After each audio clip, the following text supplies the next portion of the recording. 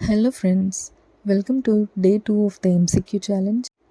Don't think about the future, just be perfect in the present and enjoy what you are doing. Then you won't feel any regrets.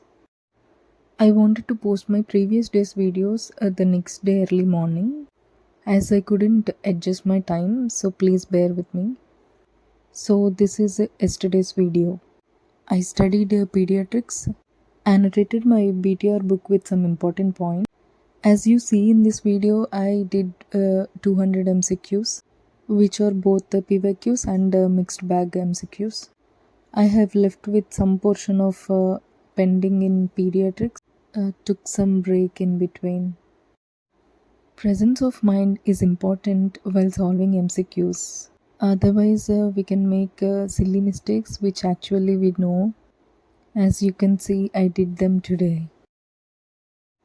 Sunday is a little break day. Either I'll do GT or continue to do these daily MCQs. I wanted to finish off with this pediatrics. That's it for now. And also do tell about your progress in the daily MCQs. Thanks for watching. Be protected in this winter climate. Don't get cold like me. Bye for now. See you tomorrow early morning.